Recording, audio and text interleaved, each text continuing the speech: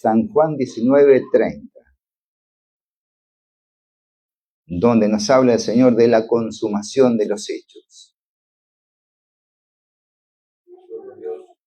La verdad que el pasaje se podría resumir en 2 palabras: consumado es. Pero vamos al pasaje completo, al versículo completo. 19:30 de San Juan. Cuando lo tenemos, decimos amén.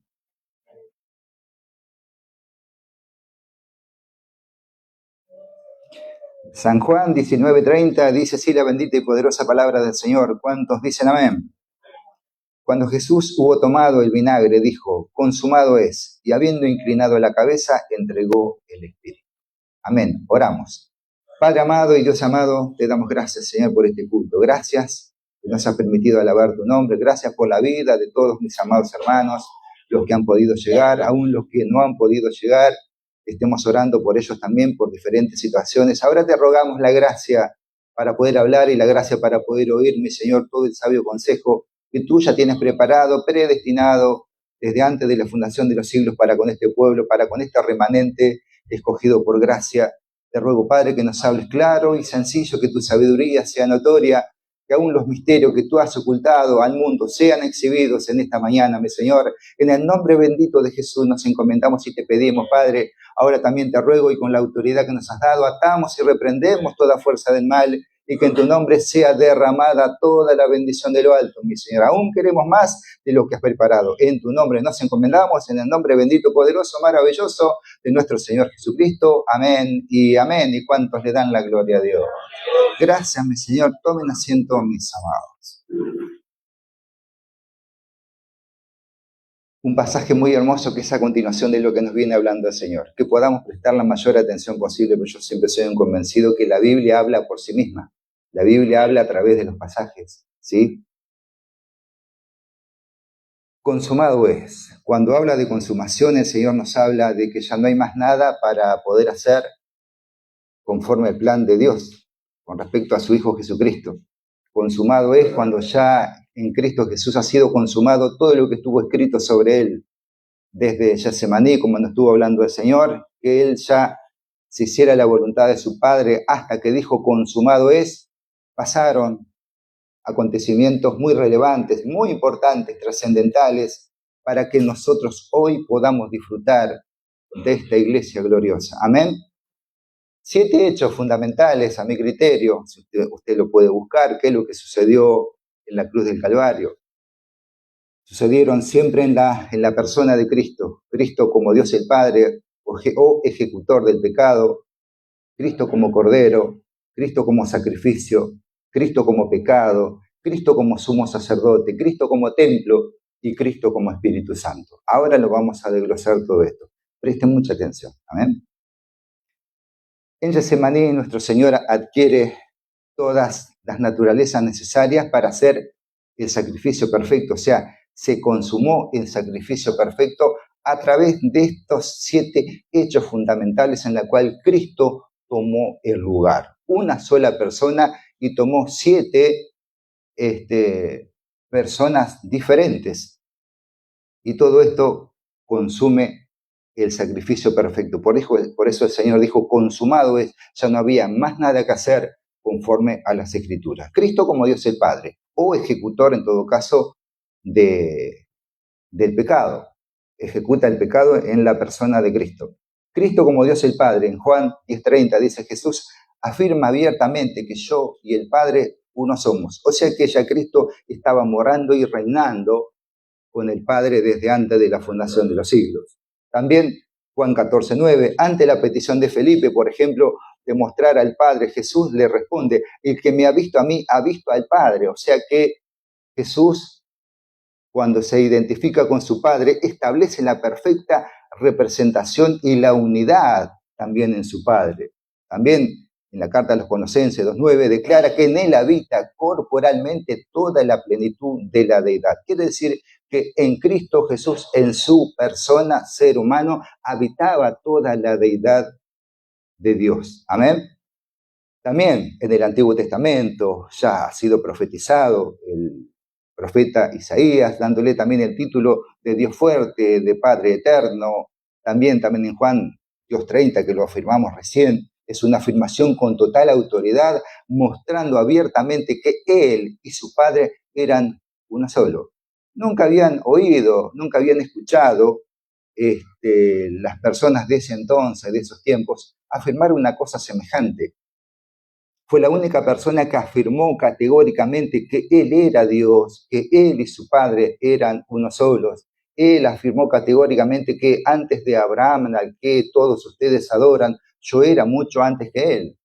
Y por eso lo trataron de blasfemo, porque estaba diciendo cosas que, aún por no entender las Escrituras, Él les estaba manifestando. Vosotros dioses sois, le dijo.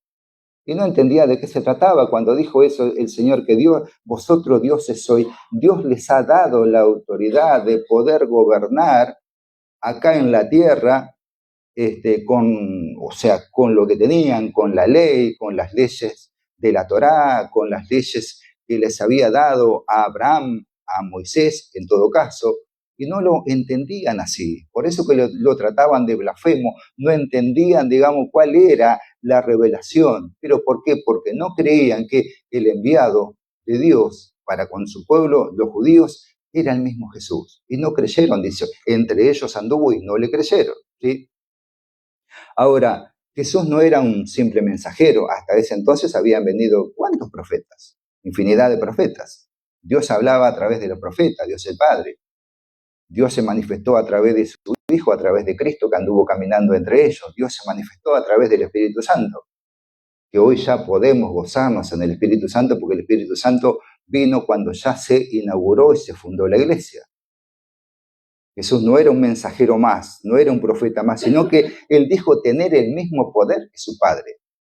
Nunca ninguna persona había dicho eso hasta ese entonces. El Hijo llamado era acción en la tierra y su Padre respaldaba esa acción que por medio de su Padre le daba el poder para poder ser como el Padre, dándole poder para hacer milagros.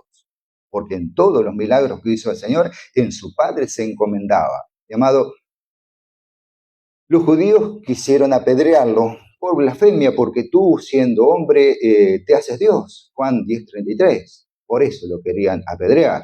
Cuando también en el Salmo 82:6 dice, Dios les dice, vosotros dioses sois. ¿Qué significaba?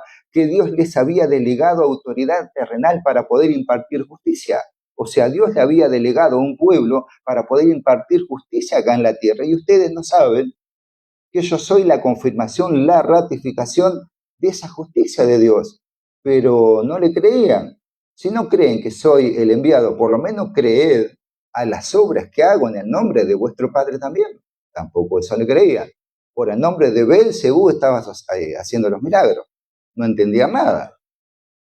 Ellos mismos eran dioses por la autoridad delegada y no creyeron que Cristo era el mismísimo Dios enviado. Jesús afirma también que el Padre dice que lo santificó y lo envió al mundo. O sea, Cristo cuando les hablaba, les ratificaba, les decía, les hacía acuerdo que lo que dice la ley estaba hablando de Él y que los milagros que Él estaba haciendo, que ustedes fueron testigos, no lo están creyendo, porque nunca había venido una persona así, nunca habían conocido una persona así. Y con esta afirmación Él declara que existía junto con Dios el Padre.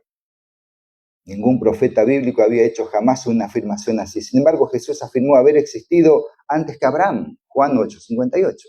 Menos todavía. También Colosenses 1:16 afirma lo que Cristo enseñó, dice, porque en Él fueron creadas todas las cosas, tanto en los cielos como en la tierra, visibles e invisibles, sean tronos, dominios o poderes o autoridades. Todo ha sido creado por medio de Él y para Él, y Él es antes de todas las cosas, y en Él todas las cosas permanecen. O sea que en Cristo estaban atribuidas todas las cosas, sean celestiales, terrenales, bajo la tierra, todo estaba establecido en una sola persona. Eso lo vemos como el Dios el Padre en Él. Ahora vamos al segundo. Dice que como cordero, como el cordero que tenía que ser sacrificado. Las primeras pieles, mi amado, vamos a los tiempos de Adán y Eva. Dice que las primeras pieles no serían de cordero, porque dice que cuando andaban con hojas de higueras, dice que para no ver la desnudez y los cubrió con pieles. ¿Con qué clase de animal? Porque el mismo Dios mató animales para cubrir su desnudez. ¿Serían ovejas? ¿Serían corderos? No lo sabemos. Solo sí sabemos que fueron cubiertas con pieles de animales que el mismo Dios para cubrir la desnudez de su máxima creación, que era el hombre. Génesis 3:21. Aún también cuando se acuerdan del sacrificio de Isaac, Isaac también le preguntó a su padre Abraham por la ofrenda, y Abraham ya había profetizado que proveería el cordero para el sacrificio. Dios proveerá. Habían ido al monte Moria, bueno, tenían que hacer el sacrificio, y el sacrificio era el propio hijo de Abraham. Conocemos la historia. También Éxodo 12, también que habla en términos generales, la sangre del cordero, ¿se acuerdan? En los dinteles, cuando estaban todas las pestes de parte de Dios para Faraón, la sangre del cordero en los dinteles, también protegió a Israel de la muerte de Egipto, o sea que ya estaba predestinado el cordero, la sangre del cordero, para proteger a su pueblo. Y ya simbolizando con esto, mi amado, la liberación de la esclavitud del pecado, que se tradujo cuando nosotros hemos muerto y hemos nacido de nuevo, mediante la muerte también del Señor. También, Isaías 53:7, el Mesías también es descrito como un cordero, dice, llevado al matadero, dice que enmudeció, no dijo nada, guardó silencio ante sus trasquiladores, ante sus acusadores, dice, enmudeció, no abrió su boca. Ya estaba anunciado ya en los tiempos de profeta Isaías. Mi amado, acá estamos viendo que el que lo juzgaba era su padre. No lo iba a juzgar más nadie, porque el único que lo podía juzgar a Cristo era el Padre. No había otra, podríamos decir, persona, ente, o como lo podamos llamar, que lo podía juzgar al Señor. Era el sacrificio que iba a expiar los pecados de toda la humanidad. O sea, ya desde el Edén, escuchen, desde el Edén ya Dios proveyó túnicas y pieles, dice en Génesis 3:21, para cubrir la desnudez de Adán, indicando que el pecado necesitaría del derramamiento de sangre, mediante esos animales sencillos. Ahora en el Nuevo Testamento ya vemos el cumplimiento del sacrificio de un cordero, pero ya no de animales, sino de un hombre.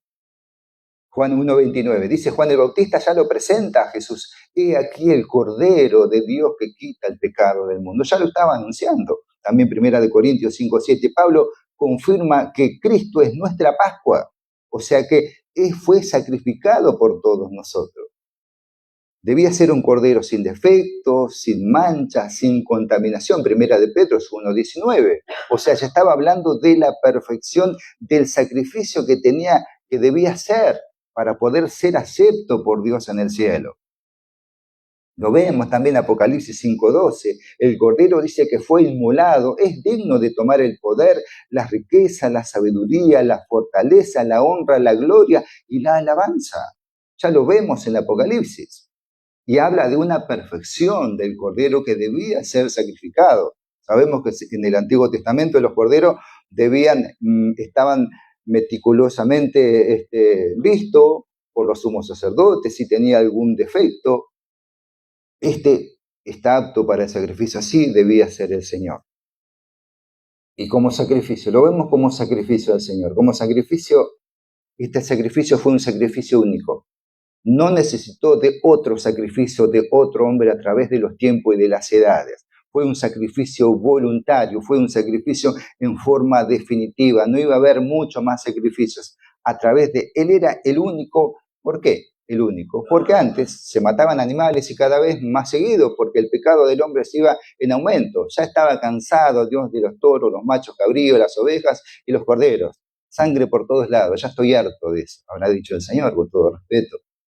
Por eso que necesito que un hombre pueda tomar el lugar del sacrificio, pero debía tener estos requisitos. Debía cumplir la ley, debía nacer bajo mujer, debía nacer bajo la ley, debía ser irreprensible. ¡Wow! ¿Qué hombre podía hacer eso? Ninguno. Por eso que tomó él forma de hombre, porque no había otra manera, no había otra forma para poder morir y derramar sangre, debía tomar forma de ser humano. Amén. Este sacrificio único fue voluntario, nadie lo obligó, y fue una ley en forma definitiva, que paga por completo la deuda del pecado de toda la humanidad. En el Antiguo Testamento, lo estuvimos hablando, se utilizaban animales como sacrificio, pero dice en Hebreos que era la sombra de lo que habría de venir, o sea que era algo pasajero. Vio lo que es una sombra. La sombra no es algo que se puede palpar, la sombra siempre es proyectada a través de una persona física, y esa persona física era el Señor, que ya estaba preanunciado, ¿sí? Ya también en el Salmo 46, ya profetiza que Dios no se deleitaba en los rituales, sino que debía venir un hombre, el Mesías, en un cuerpo apto para poder morir. Sino, Dios como espíritu, imposible que muera. Necesitaba un cuerpo de carne, sangre y hueso. Sacrificio y ofrenda dice que no te agradaron, dice Dios. Has abierto mis oídos, holocausto y expiación no has demandado. Entonces dije, he aquí vengo, en el rollo del libro está escrito de mí, el hacer tu voluntad. Dios mío, me ha agradado y tu ley está en medio de mi corazón. O sea, la ley de Dios estaba en el corazón de Cristo, estaba en el corazón del Señor. ¿Qué habría en su corazón más que el propósito de Dios? Otra cosa no habría. Amén. Este sacrificio debía ser sin pecado. Cristo vivió una vida humana perfecta. Él mismo dijo, ¿quién me va a redarguir? ¿Quién me puede acusar que no estoy viviendo una ley, o sea, una vida conforme aún a la ley? Que la ley nadie la podía cumplir. Porque la ley dice, a la ley es justa y es santa y es perfecta, pero el hombre no es perfecto para poderla cumplir. Necesitaba de una mente perfecta, de un corazón perfecto, de una disposición perfecta para poderla cumplir. Fue un sacrificio voluntario, nadie lo obligó. No es que no tenía opción. Jesús, si quería, se podía negar, pero no iba a poder cumplir el propósito que Dios le había encomendado. Jesús entregó su vida por propia decisión, por propia voluntad, por propia determinación. ¿Qué dice Jesús? Juan 10:18. Jesús afirma, nadie me la quita, sino que yo la pongo de mi propia voluntad. Oh, impresionante, ¿no? Sabía lo que le esperaba, pero asimismo yo voy a subir el costo. Voy a asumir el costo. Fue un sacrificio suficiente. ¿Por qué? Porque no hacía falta otro sacrificio más. Y fue un sacrificio por todos los siglos y las edades. Fue un sacrificio eterno. Dura para siempre, por siempre. Amén. Hebreos 9:12 dice que Jesús entró al lugar santísimo celestial una vez para siempre, habiendo obtenido eterna redención. No hacía falta otro sacrificio. Llamado, la importancia del consumado es, llamado en griego significa tetelestai, que significa pagado en su totalidad. Esta palabra que nombramos, tetelestai, es la que dijo el Señor cuando estaba en la cruz, que lo dijo en griego. O sea, canceló esa deuda para siempre, estableciendo un nuevo pacto de gracia y reconciliación con el hombre, como estuvimos hablando en prédicas pasadas, cuando estaba en Getsemaní. Con ese sacrificio, antes estábamos peleados, enemistados con Dios, éramos el pecado mismo, sin Dios, sin Cristo, sin esperanza, sin tener una expectativa de salvación eterna. Y mediante ese mismo sacrificio, a nosotros nos reconcilió con el Señor. ¿Pero por qué nos reconcilió? ¿Porque era un sacrificio perfecto? ¿Habrá recibido ayuda extra porque era Dios? No. ¿Por qué decimos esto? Porque si no, Dios no lo hubiera tomado como el sacrificio perfecto. Y Dios, ante el pecado, le perdonaría alguna arista, alguna tilde, alguna jota al pecado. No, debes morir como el pecado mismo que yo tanto abomino. Oh, ¿se imagina el juicio que habrá establecido Dios el Padre con su Hijo? Canceló esa deuda para siempre, estableciendo un nuevo pacto de gracia y reconciliación para con el hombre. Este sacrificio transforma la vida espiritual de los que creen en Él, de los que creen en este sacrificio. ¿Cuánto creemos en el sacrificio del Señor? Por eso que somos la nueva criatura. Cuando hemos muerto y hemos nacido juntamente con Él. Dice Hebreos 10:14, con una sola ofrenda hizo perfectos para siempre a los santificados, dice. Para siempre. Con este sacrificio se tiene acceso directo a Dios. No tenemos vuelos con escalas, directamente al trono de la gracia. ¿Por qué lo decimos? Antes el velo del templo separaba a las personas de la presencia de Dios, ¿sabían? Cuando muere el Señor, automáticamente el velo se rasga de arriba para abajo, no de abajo para arriba. ¿Sabe cuánto medía el velo del templo en el templo de Jerusalén? Más o menos entre 10 y 15 centímetros. Imposible de rasgarlo si no lo rasgaba el Señor.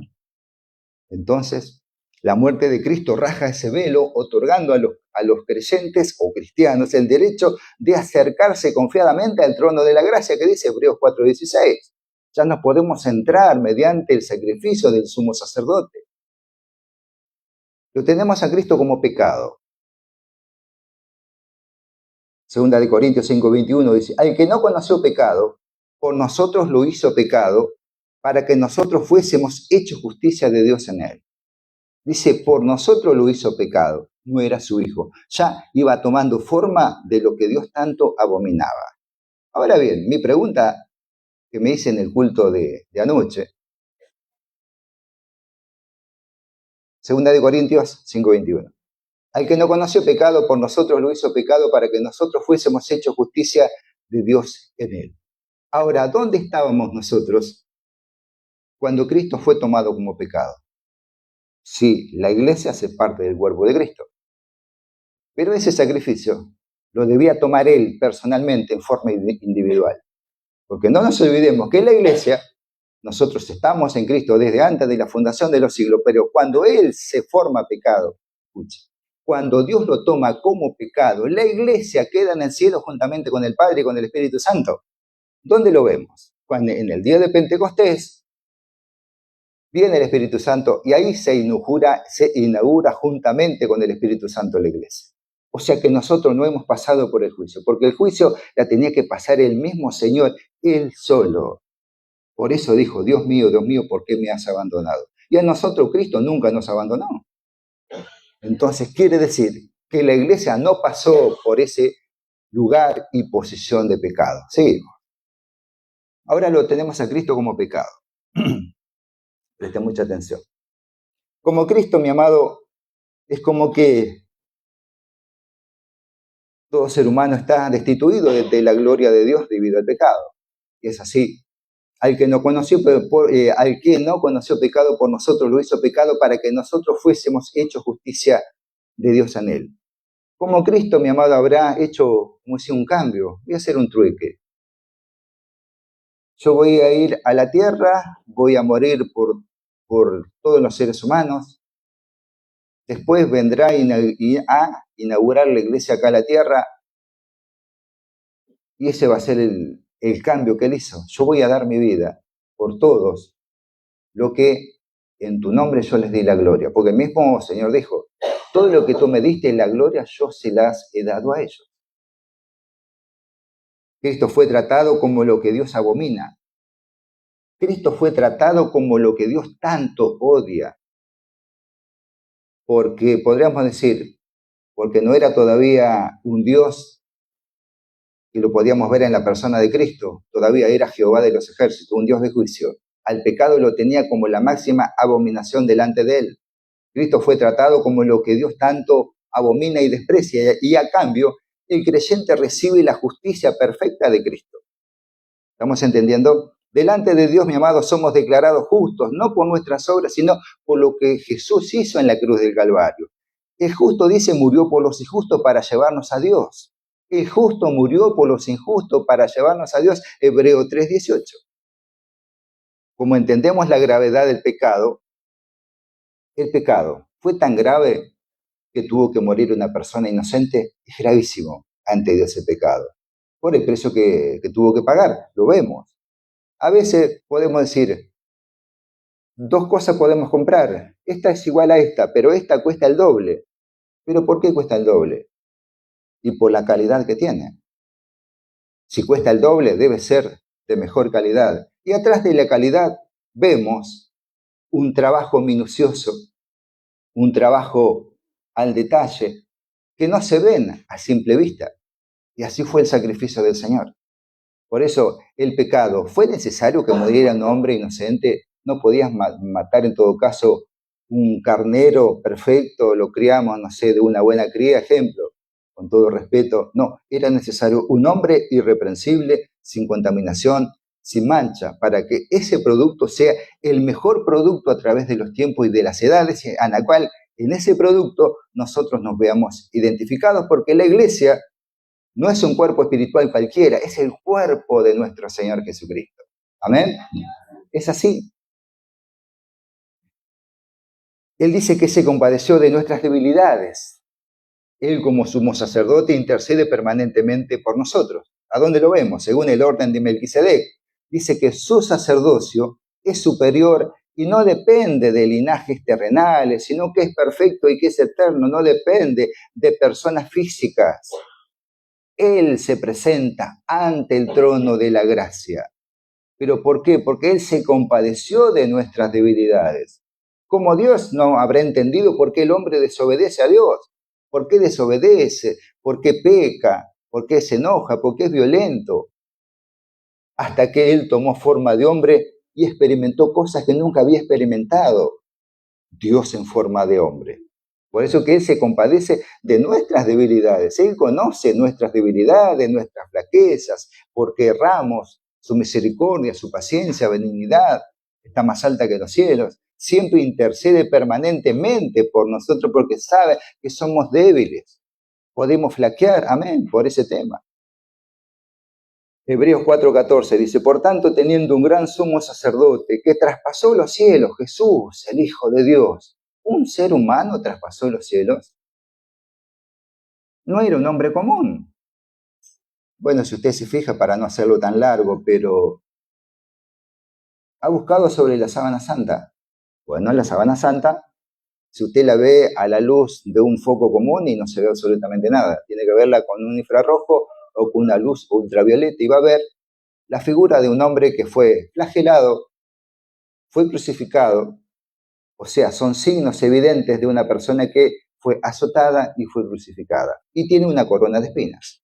Y tiene el tabique quebrado como lo tuvo el Señor. Por eso que es muy evidente. Ahora bien, en esa sábana santa se describe algo que para la ciencia es algo que no pudo haber pasado nunca. Según que usted lo puede ver, estudiosos, una sábana cuando se arrastra un cuerpo dejaría manchas de sangre arrastrada y no la tiene. O sea que Cristo resucita y traspasa ese lienzo de lino. O sea, Él adquiere un nuevo cuerpo, porque no deja arrastres de sangre. Únicamente se ven los detalles sin arrastre. ¿Qué quiere decir esto? Que verdaderamente Cristo murió y traspasó esa tela y fue un cuerpo de gloria. Así va a ser el cuerpo nuestro, un cuerpo de gloria. No tendremos manchas de sangre, pero sí tendremos manchas de nuestras enfermedades. Todo eso va a quedar ahí para siempre y por siempre. Adquiriremos un cuerpo de gloria cuando nosotros seamos arrebatados. ¿Cuánto creen que es así? ¿Y aquel que esté muerto con sus huesos solos? Gloria a Dios todavía. Ni hablar.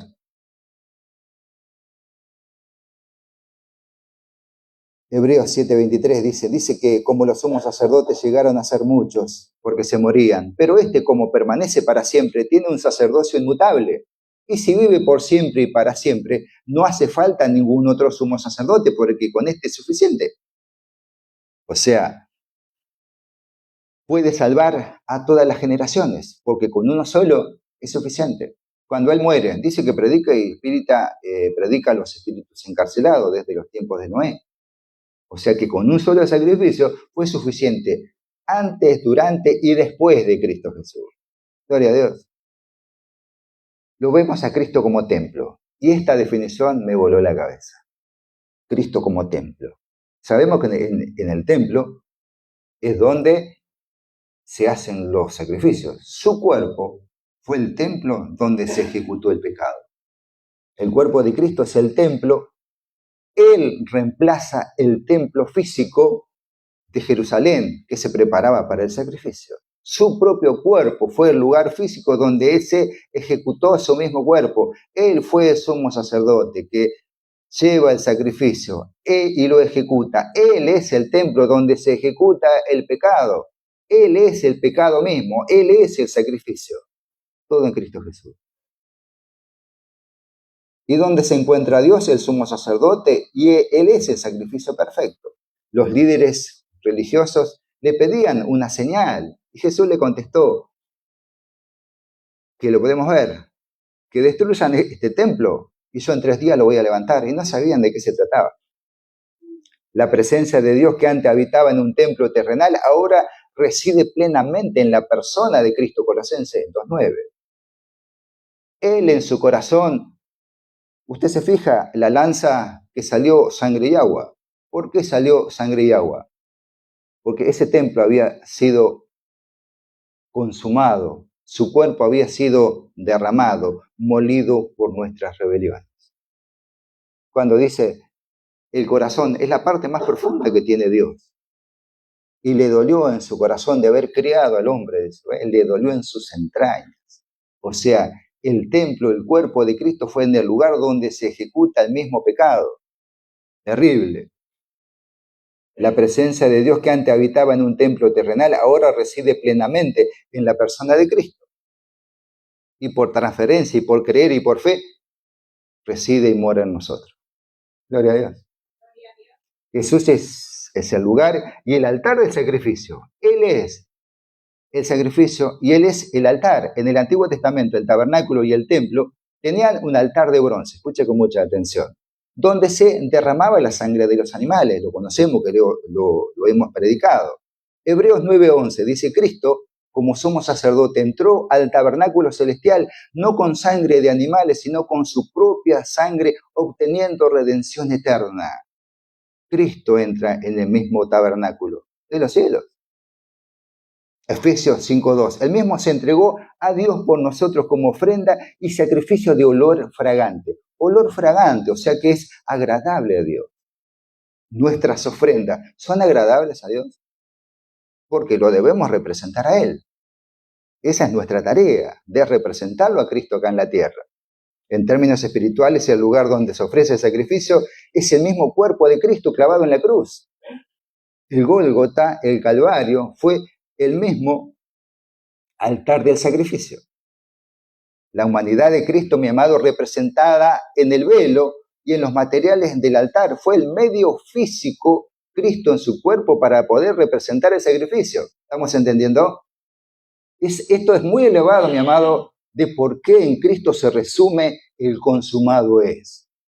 El velo rasgado, mi amado, tenemos acceso directo al templo en los cielos.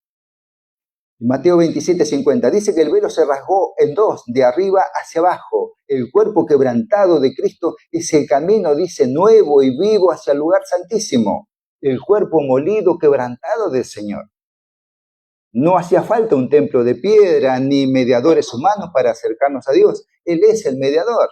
Cristo es el verdadero templo. Nosotros somos su cuerpo y esto nos convierte en templo, en morada del Espíritu Santo. ¿Estamos entendiendo? De la condición que tenemos nosotros por un solo sacrificio. Pero no es por el solo sacrificio, sino de la persona que fue preparada para ese sacrificio. Cuando reconocemos que el Espíritu Santo mora en nuestros corazones, estamos reconociendo que Cristo mora en nosotros. ¿Cuándo reconocemos que es así?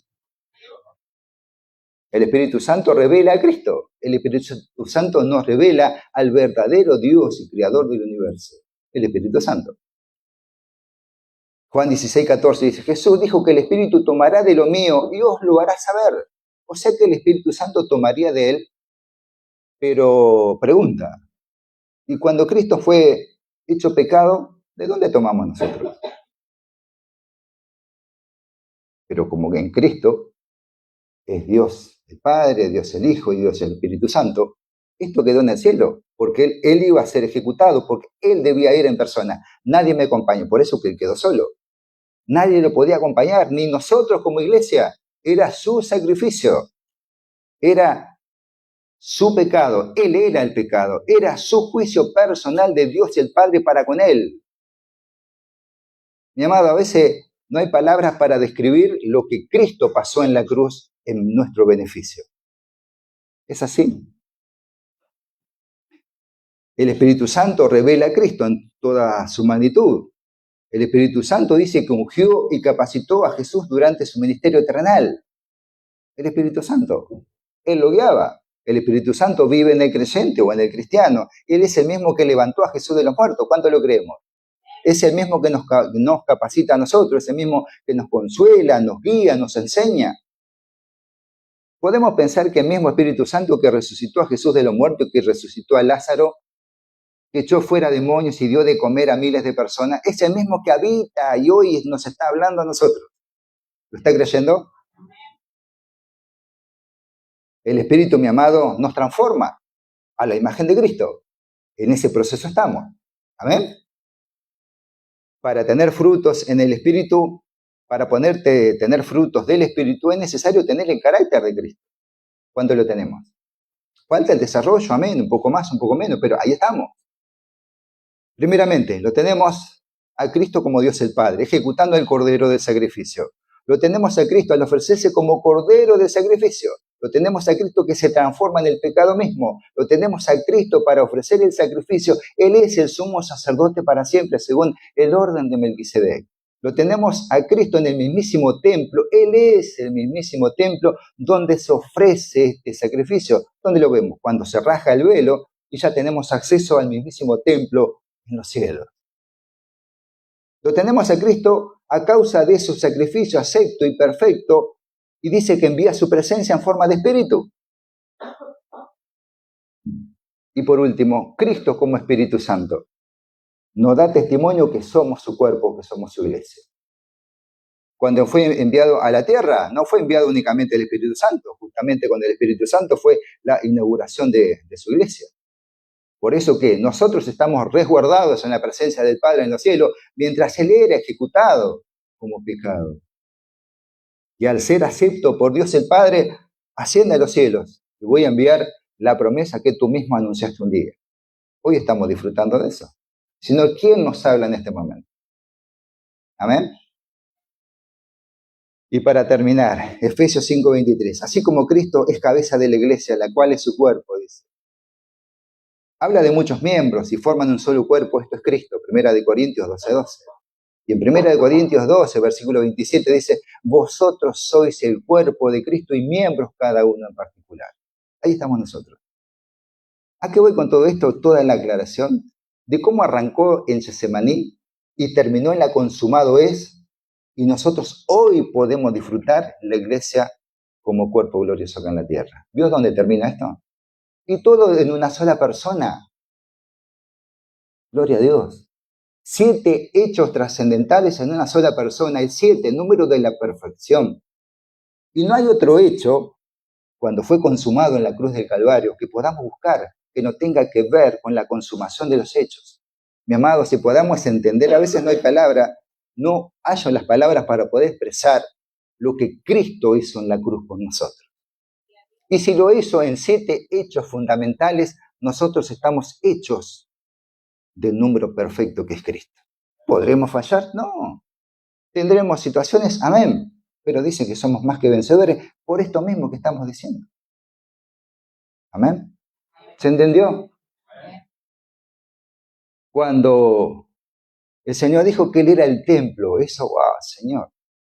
En el mismo cuerpo, en el lugar físico, Dios ejecutó el pecado, ejecutó el sacrificio. Él era el Cordero. Y a causa de eso, nosotros tenemos el gran beneficio, que este sacrificio agradó a Dios. Por lo tanto, les voy a enviar la promesa. Wow. Hoy podemos disfrutar. Si no hubieran sucedido estos hechos, amados, uno de ellos que no hubiera sido hecho y concretado, nosotros no estaríamos disfrutando de esto.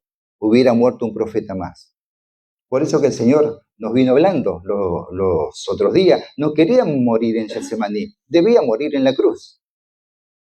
¿Quién puede profetizar y anunciar y predicar el evangelio de un Cristo que murió en Getsemaní? No.